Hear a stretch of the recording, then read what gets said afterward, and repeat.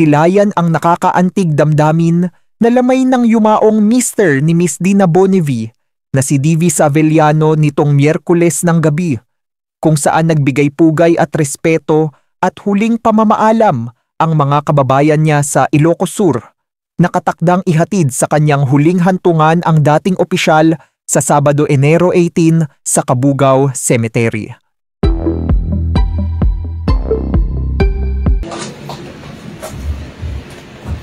Thank you, Doc Donna.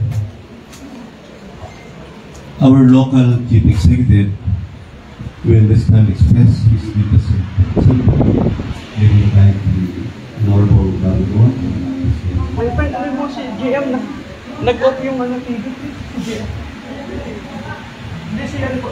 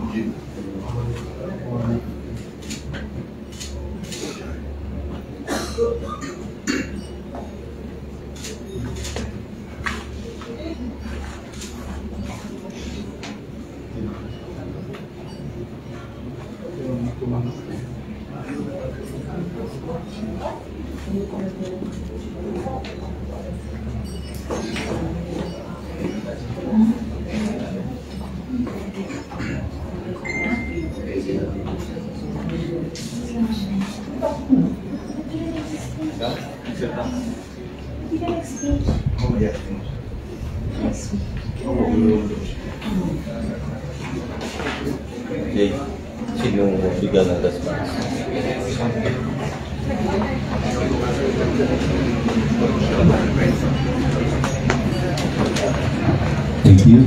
May we now invite a member or members of the family for response. I'm still lost for words, but of course, kahit yaman kada kayo amin for condoling and being with us today, for mourning with us.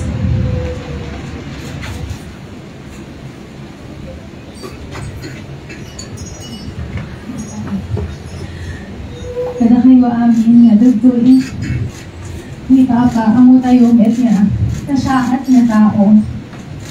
Awan ni Papa na managtulong. Kayo, amin kayo ti priority na, especially amin na Ilocano. Ado, tikayat nga aramidin. Ado, pagkumat tikayat na aramidin. Ngayon ko na ni God nga Lord, ag-relax ka. Madami na siyang nagawa. In his 65 years, sa dami niyang nagawa, parang 300 years old na siya. Papa is a very dedicated man, a passionate, hardworking man. Alisto na agserbisyo, tagamin, alisto suna nga, kaya't mga nagtulong ni aming na tao.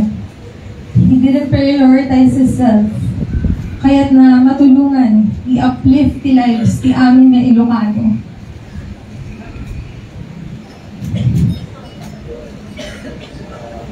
He's a very selfless man. He's a man of vision. He's a very hardworking man. He wore so many hats. He became a vice mayor. board member, governor, vice governor, congressman, even a deputy speaker, and an undersecretary of the Department of Agriculture. But for me, the best hat he wore is being my father. He somehow became a single dad to all of us. But he never failed us. He never felt that. All he did was to make us happy, to provide for us, and never feel that we are alone. But now that Papa's gone, I hope we will all remember his beautiful works. I hope we will all remember how good he is. And the service that he gave all of us. Ang pakiusap ko lang po sa PGIS, sana let's remain his legacy to the Ilocanos na ibalik ang Kalawinan Festival, since we all know that he's the father of this festival. Maraming salamat po.